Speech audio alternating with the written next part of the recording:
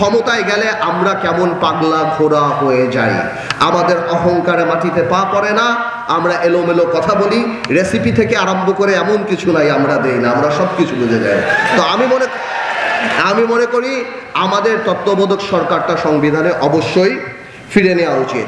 এই যে আমাদের গত সরকার বাংলাদেশের সবচেয়ে বড় পাবলো এসকোবার, বাংলাদেশের সবচেয়ে বড় ড্রাগ লর্ড ইয়াবাবদিকে কয়বার এমপি বানালো। এই ইয়াবাবদি ওবায়দুল কাদের থেকে আরম্ভ করে আওয়ামী লীগের বড় বড় নেতাদের পে রোলে রেখে দিত।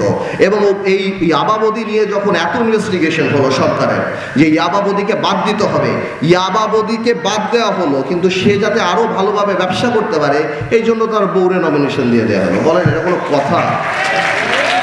আর্টিকেল 145 ইন্টারন্যাশনাল ট্রিটির কথা বলা আছে, আপনি যদি দেখেন, আমি মনে করি এইবার 17 বছরে আমরা দেখেছি পার্লামেন্টে কিভাবে দেশ বিক্রির পায়তারা, আদানি চুক্তি থেকে আরম্ভ করে অন্যান্য কিছু। আমি মনে করি যেই চুক্তিগুলি হয় শুধুমাত্র রাষ্ট্রপতির কাছে প্রধানমন্ত্রী যাবে আর নিয়ে আসবে, রাষ্ট্রপতিকে দেখাবে, জনগণের সামনে যে কোনো ইন্টারন্যাশনাল ট্রিটি, আন্তর্জাতিক চুক্তি খোলাখুলিভাবে জানিয়ে দিতে হবে পার্লামেন্টের মাধ্যমে। জনগণ জানতে চায় জনগণ কি দিল, জনগণ জানতে চায় জনগণ কি পেল।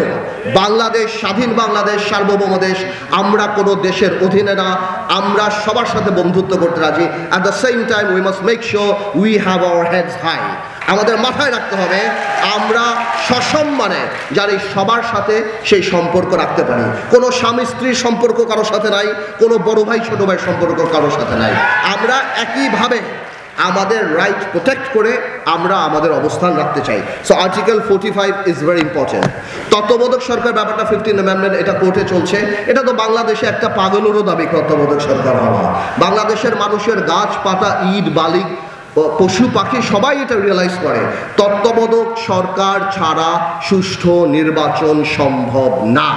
তত্ত্বাবধায়ক সরকারের দাবি গত 17 বছর ধরে করে আসছি, পার্লামেন্টও করেছি, এখনো বলছি, ভোটাধিকার প্রতিষ্ঠা করতে হলে তত্ত্বাবধায়ক সরকার থাকতে হবে।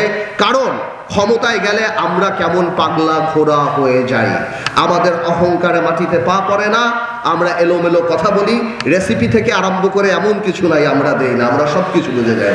তো আমি মনে করি আমাদের তত্ত্বাবধায়ক সরকারটা সংবিধানে অবশ্যই ফিরে নেওয়া উচিত। আর্টিকেল 70 নিয়ে আপনারা জানেন, if you are nominated from a certain political party, কোনো রাজনৈতিক দল হইতে নমিনেশন পাইবার পরে যদি উহার বিরুদ্ধে ভোট দেন, যেটা আর্টিকেল 70 ফ্লোর ক্রসিং এর ব্যাপারটা, এর মধ্যে ভালো খারাপ অনেক কিছুই আছে। বিকজ বাংলাদেশে কিন্তু এমপি বিক্রির একটা প্রবণতাও আমরা দেখেছি, স্পেশালি এরশাদ সাহেবের সময় আনোয়ার হোসেন মঞ্জুর এমপিগুলি লাঙ্গল নিয়ে যখন যুদ্ধ হয় সেই সময় কিন্তু আমরা এই জিনিসগুলো দেখেছি। আমি মনে করি আর্টিকেল 70-তে ভোট দেওয়াটা মানা আছে কোনো দলীয় সংসদ সদস্যের, কিন্তু দলীয় সংসদ সদস্য তার দলের কোনো সিদ্ধান্তর ব্যাপারে বাইরে যে কোনো অবজেকশন দিতে পারে, ইভেন কি পার্লামেন্টও কথা বলতে পারে। তো আমি মনে করি কোনো অ্যাব্রাপ্ট সিদ্ধান্ত না নিয়ে এই আর্টিকেল 70-র ব্যাপারে আরও অনেক কথা বলার আমাদের সুযোগ আছে। ওকে, সো এটা আমি মনে করি কোনো নির্বাচিত সরকারেরই সেটা করা উচিত। আরও কিছু কিছু ব্যাপার আছে, যেমন আর্টিকেল 75 আছে যে সংসদে যারা উপস্থিত থাকে ওই তাদের মধ্যে থেকে মেজরিটি দিয়ে আইন পাশ করা হয়। আমার মনে হয় এখন দেখা গেল সংসদে 50 জন আছে বা 100 জন আছে, আমার মনে হয় এটাকে পরিবর্তন করে মিনিমাম 2/3 বা বেশি, বিকজ এখন অনলাইন আছে, যে কোনো আইন পাশ করার জন্য পুরো সংসদ সদস্যদের এখানে থাকা, সেখান থেকে মেজরিটিটা না অনেক ইম্পর্ট্যান্ট। আর্টিকেল 70-তে এডুকেশনের ব্যাপার আছে, বাট আমরা মনে করি এখানে এই এডুকেশনের জায়গা আছে অনেক, আসলে আমাদের কনস্টিটিউশনটা না অনেক শর্টলি ড্রাফটেড, ইন সেন্স এটাতে অনেক ইন্টারপ্রিটেশন করার রুম থাকে। তো আমি মনে করি আরও স্পেসিফিক হওয়া উচিত। আর্টিকেল 70-তে লেখাপড়ার ব্যাপারে, শিক্ষার ব্যাপারে আছে, আমি মনে করি এখানে বাংলা, ইংলিশ, মাদ্রাসা, ধর্ম, গভর্নেন্স, এনভায়রনমেন্ট এবং ক্লাইমেট চেঞ্জ নিয়ে থাকা উচিত। We need to educate our children, আমাদের ভবিষ্যৎ প্রজন্মকে গুড গভর্নেন্স, ক্লাইমেট চেঞ্জ, সেগুলি নিয়ে আমাদের কথা বলা উচিত। আরেকটা ব্যাপার হলো ডিসএবল, যারা অটিস্টিক বাচ্চা বা যারা শারীরিকভাবে সক্ষম না, এরকম অনেক পরিবার বাংলাদেশে আছে। আর্টিকেল 15D আর 28D এই ব্যাপারে কথা বলে, বাট আমি আবার মনে করি এটা ইনাফ না।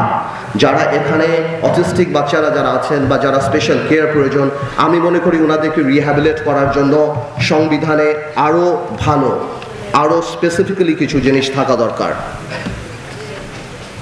এখন আরেকটা ব্যাপার নিয়ে কথা বলবো, যে ব্যাপারটা অত্যন্ত গুরুত্বপূর্ণ। আমি বলি না আমাদের সংবিধান সময় উপযোগী না, রেলিভেন্ট না আজকের দিনের জন্য। আজকের দিনের অনেক প্রবলেমের কথাই আমাদের সংবিধান বলে না। এর মধ্যে সবচেয়ে বড় প্রবলেমটা হলো মাদক নিয়ে কথা বলা। আমাদের সংবিধানের অনুচ্ছেদ 18, 21 আওতায় মাদক নিয়ন্ত্রণ আছে, কিন্তু দ্যাট ইজ নট ইনাফ। আমরা জানি মাদক একটা মহামারী। আজকে যদি বাংলাদেশে 50 লক্ষ মানুষ মাদকে এফেক্টেড হয়ে থাকে, ওনাদের পরিবার সহ প্রায় 1 কোটি, 1.5 কোটি, 2 কোটি মানুষ মাদক এফেক্টেড। It's like cancer. যেই বাড়িতে একটা মাদকাসক্ত ছেলে আছে, তার বাবা মা আত্মীয় স্বজন সবাই 24 ঘন্টা এটা থাকে। আমি মনে করি মাদকটাকে একটা national trauma, national emergency declare করে দিয়ে আমার মনে হয় সংবিধানে এই ব্যাপারে আরও জোরালো কথা থাকা উচিত। মাদক আসক্ত না হওয়াটা, মাদক থেকে মুক্তি পাওয়াটা, মাদকে এডুকেশন করাটা, এই জিনিসটা মৌলিক অধিকারের মধ্যে দিয়ে দেওয়া উচিত।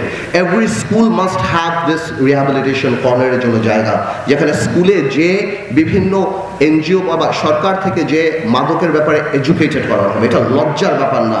এই ধরনের মাদক যদি থাকে, এর বিরুদ্ধে যদি আমরা জেহাদ ঘোষণা না করি, যুদ্ধ ঘোষণা না করি, এবং মাদক কারবারি, চোরা কারবারি তো বলা, এখানে তো বলতেই হয়।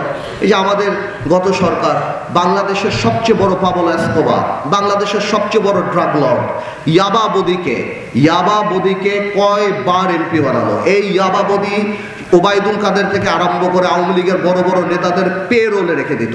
এবং এই ইয়াবাবদি নিয়ে যখন এত ইনভেস্টিগেশন হলো সরকারের, যে ইয়াবাবদিকে বাদ দিতে হবে, ইয়াবাবদিকে বাদ দেওয়া হলো, কিন্তু সে যাতে আরো ভালোভাবে ব্যবসা করতে পারে এই জন্য তার বউরে নমিনেশন দিয়ে দেওয়া হলো। বলেন এটা কোনো কথা?